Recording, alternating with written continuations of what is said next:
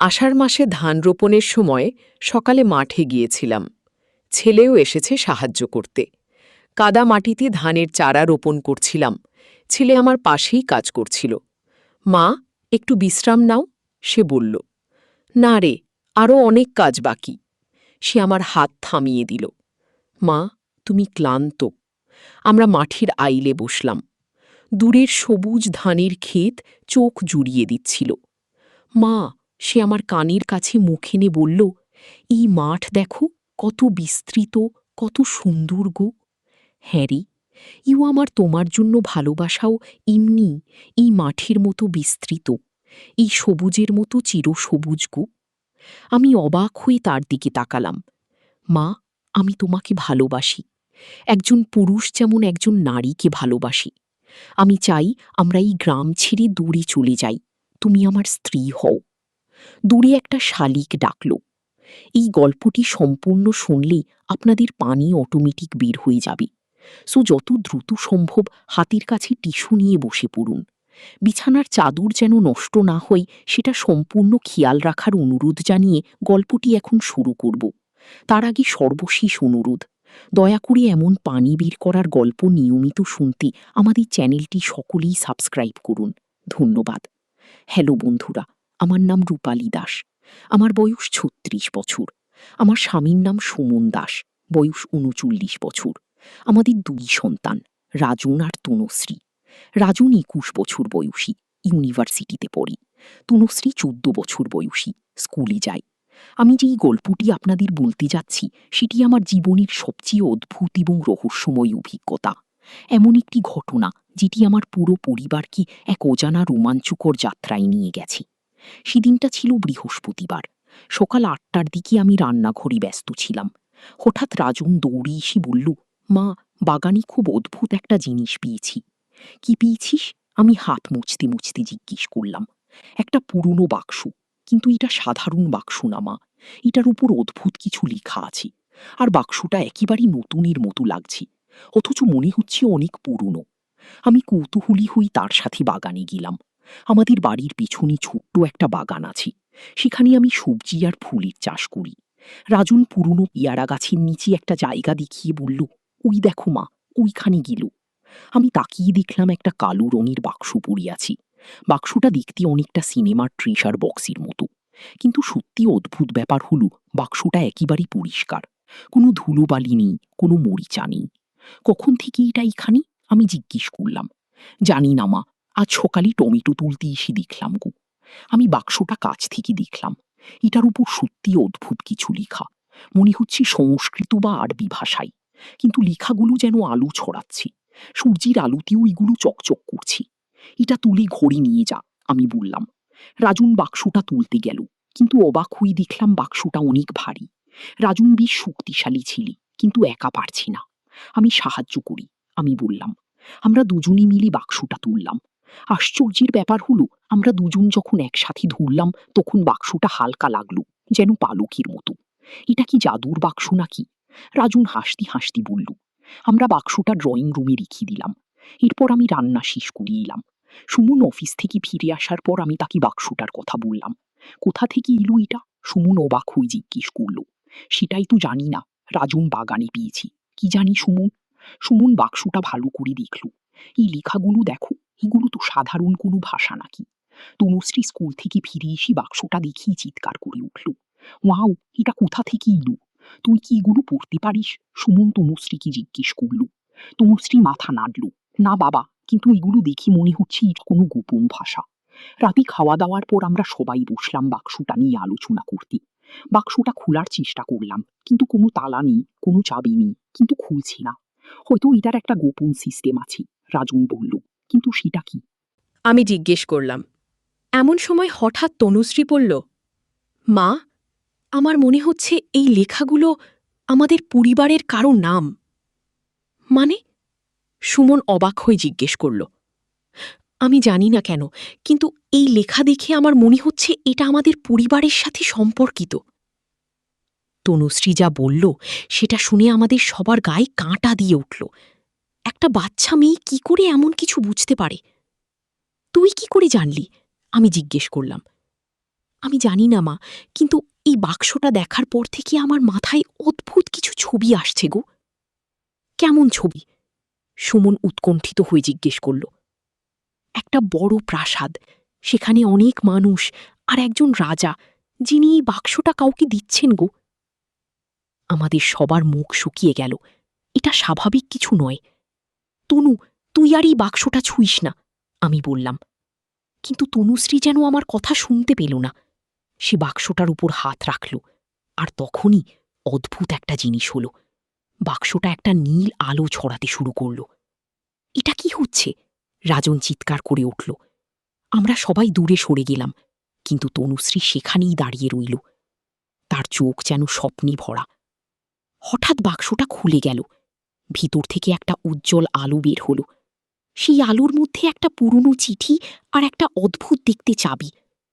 তনুশ্রী যেন সম্মোহিত হয়ে চিঠিটা তুলে নিল, আর তখন সে একটা অদ্ভুত ভাষায় কিছু পড়তে শুরু করল। আমরা কেউই সেই ভাষা বুঝতে পারছিলাম না, কিন্তু মনে হচ্ছিল যেন তনুশ্রী একটা প্রাচীন মন্ত্র পড়ছে। হঠাৎ আমাদের ঘরে একটা ঝড়ের মতো বাতাস বইতে শুরু করল। জানালা দরজা সব বন্ধ থাকা সত্ত্বেও এই বাতাস আসছে কোথা থেকে? তনু, থামু! সুমন চিৎকার করল, কিন্তু তনুশ্রী থামল না। সে পড়েই চলল। আর তখনই আরও অদ্ভুত একটা জিনিস হল। আমাদের ঘরের মেঝেতে একটা বড় চক্র দেখা দিল, অনেকটা জাদুর চক্রের মতো। আমাদের এখান থেকে চলে যেতে হবে, রাজন বলল। কিন্তু কোথায় যাব? আর তনুশ্রীকে রেখে যেতে তো পারি না। তনুশ্রী হঠাৎ থেমে গেল। সে আমাদের দিকে তাকালো, কিন্তু তার চোখে যেন অন্য কেউ। আমি রানী লীলাবতী, সে বলল একটা ভিন্ন গলায়। আমার প্রিয় পরিবার, তোমরা আমার উত্তরাধিকারী। আমি 400 বছর ধরে তোমাদের জন্য অপেক্ষা করছি। আমাদের সবার সবার হৃদস্পন্দন বন্ধ হয়ে যাওয়ার অবস্থা। তনুশ্রী আমাদের মেয়ে, কিন্তু এখন সে অন্য কেউ। তুমি কি? আমার মেয়েকে ফেরত দাও, আমি কাশতে কাশতে বললাম। আমি তোমার মেয়েকে কিছু করিনি। আমি শুধু তার শরীরে এসেছি তোমাদের সত্য বলার জন্য। তোমরা রাজবংশের সন্তান, তোমাদের পূর্বপুরুষরা এই অঞ্চলের রাজা ছিল। সেটা কি করে সম্ভব? সুমন জিজ্ঞেস করল। তোমার দাদুর দাদু রাজা দেবেন্দ্র দাস, তিনি আমার স্বামী ছিল। ব্রিটিশরা আসার পর আমরা আমাদের রাজত্ব হারিয়ে ফেলি, কিন্তু আমরা আমাদের সম্পদ এবং গোপন জ্ঞান লুকিয়ে রেখেছিলাম গো। কোথায়? রাজন কৌতূহলী হয়ে জিজ্ঞেস করল। সেই জায়গায় যেতে হলে তোমাদের অনেক বিপদের মধ্য দিয়ে যেতে হবে, কিন্তু যদি তোমরা সফল হও তাহলে তোমরা অকল্পনীয় সম্পদ পাবে। শুধু সম্পদ নয়, এমন জ্ঞান পাবে যেটা দিয়ে তোমরা মানুষের উপকার করতে পারবে। আমি ভয়ে কাঁপছিলাম, কিন্তু একই সাথে কৌতূহলীও ছিলাম। আমাদের পরিবার সত্যিই রাজবংশের। প্রমাণ কি? আমি জিজ্ঞেস করলাম। তনুশ্রী মানে রানী লীলাবতী চাবিটা তুলে দেখালো। এই চাবি দিয়ে তোমরা প্রথম স্থানে যেতে পারবে। সেখানে তোমরা আরও প্রমাণ পাবে। কোথায় যেতে হবে? সুমন জিজ্ঞেস করল। পুরনো কালী মন্দিরে, যেটা শহর থেকে 25 কিলোমিটার দূরে। সেই মন্দিরের পিছনে একটা গোপন পথ আছে গো। আমি সেই মন্দিরের কথা জানি। এটা অনেক পুরনো একটা মন্দির। মানুষ বলে ওখানে ভূত আছে, তাই কেউ রাতে যায় না। কিন্তু ওই মন্দিরে তো ভূত আছে, আমি বললাম। রানী লীলাবতী হাসল। ভূত নেই, আছে আমাদের রক্ষীরা, যারা 400 বছর ধরে আমাদের সম্পদ রক্ষা করছে গো। রক্ষীরা? তারা কি জীবিত? রাজন জিজ্ঞেস করল। তারা আর সাধারণ মানুষ নেই, কিন্তু তারা ক্ষতিকর নয় যদি তোমরা সঠিক পথে যাও। এতক্ষণে আমি একটু সাহস পেলাম। আমাদের কি করতে হবে? আগামীকাল রাতেই তোমরা 4 জনই সেই মন্দিরে যাবে। এই চাবি নিয়ে যাবে। মন্দিরের মূল মূর্তির নিচে একটা গোপন দরজা আছে। সেই দরজায় এই চাবি লাগিয়ে খুলতে হবে। তারপর? সুমন জিজ্ঞেস করল। তারপর শুরু হবে তোমাদের আসল পরীক্ষা, তোমাদের সাহস, বুদ্ধি আর ধৈর্যের পরীক্ষা। যদি তোমরা সব পরীক্ষায় পাশ করো তাহলে পাবে আমাদের সম্পদ। হঠাৎ তনুশ্রী মাটিতে পড়ে গেল। আমি দৌড়ে গিয়ে তাকে কোলে তুললাম। তার চোখ বন্ধ হয়ে গেছে। তনু, তনু, আমি চিৎকার করলাম। কিছুক্ষণ পর তনুশ্রীর চোখ খুলল। সে আমার দিকে তাকিয়ে বলল, মা, আমি কোথায়? কি হয়েছিল? তুই কিছু মনে করতে পারছিস না? আমি জিজ্ঞাসা করলাম। আমার শুধু মনে আছে আমি বাক্সটা ছুঁয়েছিলাম, তারপর কিছু মনে নেই। আমরা তনুশ্রীকে সব বললাম, কিন্তু সে কিছুই বিশ্বাস করতে পারছিল না। যদিও বাক্সটা খোলা, চাবিটা আছে, আর চিঠিটাও আছে। সারা রাত আমরা কেউ ঘুমোতে পারলাম না। সকালে উঠে দেখি বাক্সটা আবার বন্ধ হয়ে গেছে, কিন্তু চাবিটা আর চিঠিটা আমাদের কাছেই আছে। আমাদের কি করা উচিত? আমি সুমনকে জিজ্ঞাসা করলাম। আমি জানি না, এটা সব অবিশ্বাস্য, কিন্তু যদি সত্যি হয়, যদি বিপদে পড়ি, কিন্তু যদি সত্যি আমরা রাজবংশের হই, যদি আমাদের পূর্বপুরুষদের সম্পদ থাকে, তাহলে আমরা অনেক মানুষের উপকার করতে পারব। রাজনও বলল, মা, আমি যেতে চাই। এটা একটা অ্যাডভেঞ্চার, আর আমরা 4 জন একসাথে থাকব। আর আমিও যাব। তনুশ্রী বলল, আমার কেন জানি মনে হচ্ছে এটা আমাদের করতেই হবে গো। সারা দিন আমরা এই নিয়ে আলোচনা করলাম। শেষে সিদ্ধান্ত নিলাম যে আমরা যাব, কিন্তু আগে কিছু প্রস্তুতি নিতে হবে। সুমন অফিসে বলে এলো যে সে কয়েকদিন ছুটি নিচ্ছে। আমি আমার মায়ের কাছে বলে এলাম যে আমরা আত্মীয়দের বাড়ি যাচ্ছি। রাতে আমরা প্রয়োজনীয় জিনিসপত্র নিলাম, টর্চ লাইট, রেডিও, প্রাথমিক চিকিৎসার বাক্স, খাবার পানি, আর কিছু শুকনো খাবার। রাত 11টার সময় আমরা বাড়ি থেকে বের হলাম। সুমন তার মোটর বাইক স্টার্ট দিল। আমরা 4 জন কি করে একটা বাইকে চড়ব? প্রথমে আমি আর তনু যাব, তোমরা পরে আসবে। সুমন বলল, না, আমরা সবাই একসাথে যাব। আমি বললাম। এমন সময় হঠাৎ আমাদের পাড়ার রিকশাওয়ালা আমিন ভাই এলো। কি রে, এত রাতে কোথায় যাচ্ছ? আমিন ভাই জিজ্ঞাসা করল। আমরা একটু বিপদে পড়লাম। কি বলবো? আসলে আমার শাশুড়ি অসুস্থ। আমি মিথ্যা বললাম। কোথায় থাকে? আমিন ভাই জিজ্ঞাসা করল। পুরনো কালী মন্দিরের কাছে। গিয়ে আমিন ভাই চমকে গেল। ওইদিকে এত রাতে? ওই এলাকায় তো অনেক সমস্যা। কেমন সমস্যা? সুমন জিজ্ঞাসা করল। ওইখানে নাকি অদ্ভুত সব শব্দ হয়, রাতে কেউ যেতে চায় না। তোমরা সকালে যাও না কেন? আমরা আরও বিপদে পড়লাম। কিন্তু রানী লীলাবতী বলেছে রাতেই যেতে হবে। আমিন ভাই, আপনি কি আমাদের সাহায্য করতে পারবেন? রাজন জিজ্ঞাসা করল। কি রকম সাহায্য? আপনার রিকশা দিয়ে আমাদের ওইখানে পৌঁছে দিতে পারবেন? আমিন ভাই মাথা নাড়ল। না রে ভাই, আমি ওইখানে রাতে যেতে পারবো না। তোমরা বাস নিয়ে যাও, কিন্তু এত রাতে বাস পাওয়া যাবে না, আর আমরা 4 জন বাইকেও যেতে পারবো না। হঠাৎ তনুশ্রী বলল, আমার মনে হচ্ছে আমাদের হেঁটেই যেতে হবে। গি, হেঁটে 25 কিলোমিটার? আমি অবাক হয়ে বললাম, হ্যাঁ মা, আর আমার মনে হচ্ছে এটাই ঠিক পথ গো। আমিন ভাই চলে যাওয়ার পর আমরা হাঁটা শুরু করলাম। রাত 12টা বেজে গেছে। রাস্তা ফাঁকা, শুধু আমাদের পায়ের শব্দ আর দূরে কোথাও একটা কুকুরের ডাকাডাকি। প্রথম দিকে রাস্তা ভালো ছিল, স্ট্রিট লাইট ছিল, কিন্তু শহরের বাইরে আসার পর অন্ধকার ঘন হয়ে এলি। আমরা টর্চ লাইট জ্বালালাম। মা, তুমি ঠিক আছো তো? রাজন জিজ্ঞাসা করল। হ্যাঁ রে, আমি ঠিক আছি। তুই কেমন আছিস? আমি ভালো, কিন্তু একটা অদ্ভুত অনুভূতি হচ্ছে। মনে হচ্ছে কেউ আমাদের অনুসরণ করছে। গি, আমি পিছনে তাকালাম। কিছু দেখা যাচ্ছে না, কিন্তু সত্যিই একটা অস্বস্তিকর অনুভূতি হচ্ছে। বাবা, আমারও তাই মনে হচ্ছে, তনুশ্রী বলল। সুমন থামল। তোমরা সবাই শোনো, আমরা যদি সত্যিই বিপদে পড়ি, তাহলে সবাই একসাথে থাকব, কেউ আলাদা হয়ে যাবে না। আগিয়ে আমরা আবার হাঁটা শুরু করলাম। 1 ঘন্টা হাঁটার পর আমরা একটা পুরনো পুলের কাছে পৌঁছলাম। পুলটার নিচ দিয়ে একটা ছোট নদী বয়ে যাচ্ছে, পানির কলকল শব্দ। এখানে একটু বিশ্রাম নিয়ে আমি বললাম। আমরা পুলের উপর বসলাম, পানির বোতল খুলে পানি খেলাম। দেখো, ওই দূরে একটা আলো জ্বলছে, রাজন দেখিয়ে বলল। আমি তাকিয়ে দেখলাম, সত্যিই একটা আলো জ্বলছে, কিন্তু এটা সাধারণ বাতির আলো না, এটা একটু মিলছে। ওটা কি? তনুশ্রী জিজ্ঞাসা করল। জানি না, হয়তো কোনো বাড়িঘর, কিন্তু আলোটা আমাদের দিকেই আসছে বলে মনে হচ্ছে। আমরা উঠে পড়ি, সুমন বলল। আমরা উঠে দাঁড়ালাম, কিন্তু আলোটা আরো কাছে এসে গেছে। এখন দেখা যাচ্ছে এটা একটা লণ্ঠন, আর লণ্ঠন হাতে একজন বয়স্ক মানুষ আমাদের দিকে আসছে। ভয় পেও না, সেই বয়স্ক মানুষ বলল। আমি তোমাদের বন্ধু গো। তিনি আমাদের কাছে এসে দাঁড়ালেন। লম্বা সাদা দাড়ি, সাদা চুল, কিন্তু তার চোখে একটা অদ্ভুত তেজ। আপনি কি? সুমন সতর্কতার সাথে জিজ্ঞেস করল। আমার নাম হরিদাস। আমি রানী লীলাবতীর সেবক। তিনি আমাকে পাঠিয়েছেন তোমাদের গাইড করার জন্য। আমাদের সবার চোখ বড় হয়ে গেল। এটা কি করে সম্ভব? আপনি কি করে জানলেন আমরা আসব? আমি জিজ্ঞেস করলাম। রানী লীলাবতী সব জানেন। তিনি আমাকে বলেছেন তোমরা আজ রাতে আসবে, আর তোমাদের সাহায্যের প্রয়োজন হবে গো। কি ধরনের সাহায্য? রাজন জিজ্ঞেস করল। পথটা সহজ নয়, অনেক বিপদ আছে, আর কিছু জায়গায় গোপন পথ আছে যেগুলো তোমরা নিজেরা খুঁজে পাবে না। আগে আমরা একে অপরের দিকে তাকালাম। এই লোকটাকে বিশ্বাস করব কি করব? আপনার প্রমাণ কি যে আপনি সত্যিই রানী লীলাবতীর সেবক?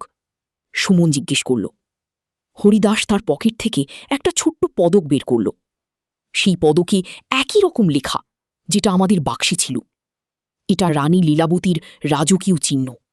শুধু তার বিশ্বস্ত সেবকরাই এটা রাখতে পারে কি। তনুশ্রী পদকটা দেখে বলল, মা, এটা সত্যি। আমি এই চিহ্ন আগেও দেখেছি গো। কোথায়? আমি জিজ্ঞেস করলাম। আমার স্বপ্নে, যেই স্বপ্নগুলো আমি বাক্সাটা ছোঁয়ার পর দেখছি গো। হরিদাস মুচকি হাসল। রাজকুমারী তনুশ্রী, আপনি আপনার পূর্বজন্মের কিছু স্মৃতি ফিরে পাচ্ছেন গো। পূর্বজন্ম? তনুশ্রী অবাক হয়ে জিজ্ঞেস করল। হ্যাঁ, আপনি রানী লীলাবতীর একমাত্র কন্যা, রাজকুমারী কমলার পুনর্জন্ম গো। আমার মাথা ঘুরছে। এসব কি শুনছি আমি? এসব অবিশ্বাস্য। সুমন বলল, আমি জানি এসব বিশ্বাস করা কঠিন, কিন্তু এখন সময় নেই এসব নিয়ে তর্ক করার। আমাদের মন্দিরে পৌঁছাতে হবে রাত 3টের আগে, নতুবা সব পরিকল্পনা ভিজতে যাবে গো। কেন রাত 3টের আগে? রাজন জিজ্ঞেস করল। কারণ রাত 3টেই আত্মাদের সবচেয়ে বেশি শক্তি থাকে, আর আমাদের রক্ষীরা সেই সময় সবচেয়ে সক্রিয় থাকে গো। আমরা হরিদাসের সাথে হাঁটা শুরু করলাম। তিনি আমাদের একটা ভিন্ন পথ দিয়ে নিয়ে চললেন। এই পথটা প্রধান রাস্তা থেকে আলাদা, জঙ্গলের মধ্য দিয়ে। এই পথ নিরাপদ তো? আমি জিজ্ঞেস করলাম। এটাই একমাত্র নিরাপদ পথ। প্রধান রাস্তায় আমাদের শত্রুরা আছে কি? শত্রু কারা? সুমন জিজ্ঞেস করল, যারা আমাদের সম্পদ নিজেদের করে নিতে চায় তারা 400 বছর ধরে অপেক্ষা করছে। গিয়ে জঙ্গলের মধ্যে হাঁটতে হাঁটতে আমরা অনেক অদ্ভুত শব্দ শুনতে পেলাম। পাখির ডাক, পোকামাদের আওয়াজ, আর মাঝে মাঝে এমন কিছু শব্দ যেগুলো আমি আগে কখনো শুনিনি। ওই শব্দগুলো কি? তনুশ্রী জিজ্ঞেস করল। আমাদের বন্ধুদের সংকেত। তারা জানিয়ে দিচ্ছে যে আমরা সঠিক পথে আছি। 1 ঘন্টা জঙ্গলে হাঁটার পর আমরা একটা খোলা মাঠে এসে পৌঁছলাম। দূরে একটা পুরনো বিল্ডিং দেখা যাচ্ছে। ওটাই কালী মন্দির। হরিদাস দেখিয়ে দিল। মন্দিরটা দেখতে সত্যিই পুরনো, কিন্তু একেবারে ভাঙাচোরা নয়, যেন কেউ এটার দেখাশোনা করে। কি এর দেখাশোনা করে? আমি জিজ্ঞেস করলাম। আমাদের রক্ষীরা। তারা মানুষের চোখে পড়ে না, কিন্তু তারা সবসময় আছে। কি? মন্দিরের কাছে পৌঁছনোর পর হরিদাস থাম। এখন থেকে তোমাদের একা যেতে হবে। আমি এর বেশি এগোতে পারি না। আগে কেন? রাজন জিজ্ঞেস করল। কারণ এটা তোমাদের পরীক্ষা। তোমাদের নিজেদের সাহস আর বুদ্ধি দিয়ে এই চ্যালেঞ্জ মোকাবেলা করতে হবে। হরিদাস আমাদের চাবিটা দেখিয়ে বলল, এই চাবিটা মূল মূর্তির ঠিক সামনে মাটিতে একটা ছোট্ট গর্ত আছে। সেখানে চাবিটা ঢোকাতে হবে। তারপর ডান দিকে ঘুরাতে হবে। গো। তারপর কি হবে? আমি জিজ্ঞেস করলাম। তারপর একটা গোপন দরজা খুলে যাবে। সেই দরজা দিয়ে নিচে নেমে যেতে হবে। নিচে কি আছে? সুমন জিজ্ঞেস করল। একটা গুপ্ত সুড়ঙ্গ। সেই সুড়ঙ্গ দিয়ে তোমরা পৌঁছে যাবে আসল জায়গা। হরিদাস আমাদের একটা ছোট্ট কাগজ দিল। এখানে নির্দেশনা লেখা আছে। কিন্তু মনে রাখবে, পথে অনেক পরীক্ষা আছে। কোনো পরীক্ষায় ভুল উত্তর দিলে তোমরা ফিরে আসতে পারবে না। আগে আমার গলা শুকিয়ে গেল। মানে, আমরা মরে যাব? মরবে না, কিন্তু সেই জায়গায় আটকে থাকবে চিরকালের জন্য। অনুশ্রী সাহস করে বলল, আমরা পারব, আমার বিশ্বাস আছে। গো, তাহলে যাও। আর মনে রাখো, যা কিছু দেখবে ভয় পেও না। সত্যিকারের বিপদ তখনই যখন তোমরা ভয় পাবে। গো। হরিদাস আমাদের বিদায় জানিয়ে অন্ধকারে হারিয়ে গেল। আমরা 4 জন মন্দিরের দিকে এগিয়ে গেলাম। মন্দিরের দরজা খোলা। ভিতরে একটা বট কালী মূর্তি। মূর্তির সামনে কিছু প্রদীপ জ্বলছে। কি প্রদীপগুলো জ্বালিয়ে রেখেছে? রাজন জিজ্ঞেস করল। জানি না, কিন্তু এটা ভালো, আলো আছে। আমরা মূর্তির কাছে গিয়ে মাটির দিকে তাকালাম। সত্যিই একটা ছোট্ট গর্ত আছে। সুমন চাবিটা সেই গর্তে ঢোকাল, তারপর ডান দিকে ঘুরাল। সাথে সাথেই একটা অদ্ভুত শব্দ হল। মাটি কাঁপাতে শুরু করল। মূর্তির ঠিক পেছনে মেঝের একটা অংশ সরে গেল। সেখানে একটা সিঁড়ি দেখা গেল। এই সিঁড়ি দিয়ে নামতে হবে, তনুশ্রী বলল। আমরা টর্চ লাইট জ্বালিয়ে সিঁড়ি দিয়ে নামতে শুরু করলাম। সিঁড়িটা অনেক গভীর, মনে হচ্ছে মাটির অনেক নিচে নিয়ে যাচ্ছে। 10 মিনিট নামার পর আমরা একটা বড় কক্ষে এসে পৌঁছলাম। কক্ষটার দেওয়ালে অনেক ছবি আঁকা, মশাল জ্বলছে। এই ছবিগুলো দেখো, রাজন বলল। ছবিগুলো দেখে আমার চোখ বড় হয়ে গেল। এগুলো আমাদের পূর্বপুরুষদের ছবি, রাজা রানী, রাজকুমার রাজকুমারী। এই দেখো, এই ছবিটাতে তো তনুর মতো দেখতে একজন। আমি দেখিয়ে বললাম। সত্যি সেই ছবিতে একজন রাজকুমারী আছে, যাকে দেখতে অনেকটা তনুশ্রীর মতো। এটাই রাজকুমারী কমলা, একটা গলা শোনা গেল। আমরা সবাই চমকে গেলাম। কিন্তু কেউ দেখা যাচ্ছে না। কি বলছে? সুমন চিৎকার করল। আমি রক্ষী বীরেন্দ্র, তোমাদের স্বাগতম গো। হঠাৎ বাতাসে একটা অবয়ব দেখা দিল, অনেকটা মানুষের মতো, কিন্তু স্বচ্ছ। তুমি কি? আমি কাঁপতে কাঁপতে জিজ্ঞেস করলাম। আমি রাজা দেবেন্দ্র দাসের প্রধান সেনাপতি ছিলাম। আমার মৃত্যুর পর রানী লীলাবতী আমাকে অনুরোধ করেছিলেন এখানে থেকে এই সম্পদ রক্ষা করতে। গু, তুমি ভূত? তনুশ্রী জিজ্ঞেস করল। আমি আত্মা, কিন্তু আমি তোমাদের ক্ষতি করব না, আমি তোমাদের সাহায্য করব। বীরেন্দ্র আমাদের কক্ষের অপর প্রান্তে একটা দরজা দেখিয়ে বলল, ওই দরজা দিয়ে তোমাদের পরবর্তী কক্ষে যেতে হবে, কিন্তু সেখানে তোমাদের প্রথম পরীক্ষা গো। কি ধরনের পরীক্ষা? রাজন জিজ্ঞাসা করল। বুদ্ধির পরীক্ষা। তোমাদের একটা ধাঁধা সমাধান করতে হবে। ওই দরজা দিয়ে পরের কক্ষে গেলাম। সেখানে দেওয়ালে একটা বড় পাথরে কিছু লেখা। তনুশ্রী লেখাটা পড়ল। আমি দিনে ছোট, রাতে বড়। আমি আছি, কিন্তু আমাকে ধরা যায় না। আমি অনেক রূপ নিতে পারি। আমি কি? আমরা সবাই চিন্তা করলাম। এটার উত্তর কি? ছায়া, রাজন বলল। কিন্তু কিছু হলো না। এটা ছায়া নয়। আমি বললাম, ছায়া রাতে ছোট থাকে। গু, তাহলে কি? সুমন জিজ্ঞাসা করল। তনুশ্রী হঠাৎ বলল, স্বপ্ন। দিনে আমরা কম স্বপ্ন দেখি, রাতে বেশি। আর স্বপ্নকে ধরা যায় না, কিন্তু এটা অনেক রূপ নিতে পারে। কি? তনুশ্রী কুস্বপ্ন। ও বলার সাথে সাথে দেওয়ালে একটা দরজা খুলে গেল। বাহ, তুই ঠিক বলেছিস, রাজন বলল। আমরা পরবর্তী কক্ষে গেলাম। এই কক্ষটা আগেরটার চেয়ে বড়। এখানে মাঝখানে একটা বড় গর্ত, আর গর্তের উপর দিয়ে একটা সরু পথ। এটা কি? আমি জিজ্ঞাসা করলাম। বীরেন্দ্রের আওয়াজ শোনা গেল। এটা সাহসের পরীক্ষা। তোমাদের একজন একজন করে এই পথ দিয়ে পার হতে হবে, কিন্তু মনে রাখো, নিচে তাকিও না। আগে নিচে কি আছে? সুমন জিজ্ঞাসা করল। তোমাদের সবচেয়ে বড় ভয়। যদি নিচে তাকাও, তাহলে সেই ভয়ের মধ্যে পড়ে যাবে। গু, সুমন প্রথমে যাওয়ার জন্য এগিয়ে এলো, কিন্তু আমি তাকে থামালাম না। আমি প্রথমে যাব। কেন? এটা বিপজ্জনক। কারণ আমি মা। আমার সন্তানদের আগে আমাকে নিরাপত্তা নিশ্চিত করতে হবে। গিয়ে আমি সরু পথে পা রাখলাম। পথটা মাত্র 1 ফুট চওড়া, 2 পাশে গভীর গর্ত। আমি সামনের দিকে তাকিয়ে ধীরে ধীরে এগোতে শুরু করলাম, কিন্তু নিচ থেকে অদ্ভুত সব আওয়াজ আসতে লাগলো। রূপালী, নিচে তাকাও। দেখো, তোমার সবচেয়ে প্রিয় মানুষগুলো কি অবস্থায় আছে। আমি জানি এটা কোনো ফাঁদ, কিন্তু আওয়াজটা আমার মনে সন্দেহ জাগাচ্ছে। মা, নিচে তাকিও না, তনুশ্রী চিৎকার করল। আমি তনুর কথা শুনে সামনের দিকেই তাকিয়ে রইলাম। 5 মিনিট পর আমি অপুর পাড়ে পৌঁছলাম। এবার তোমার পালা, আমি সুমনকে বললাম।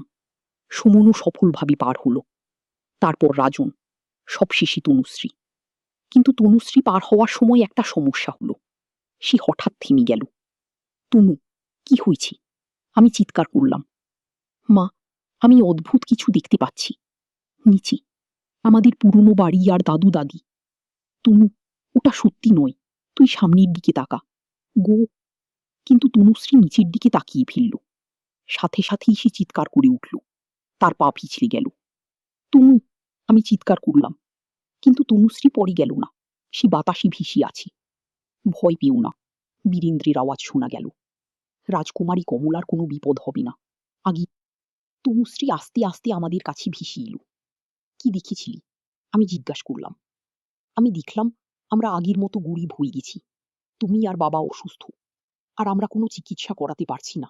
আগে এগুলো সব মিথ্যা, সুমন বলল। আমরা ভালো আছি। পরবর্তী কক্ষে আমাদের তৃতীয় পরীক্ষা অপেক্ষা করছিল। এখানে 3টে দরজা, প্রতিটা দরজার উপর একটা করে চিহ্ন।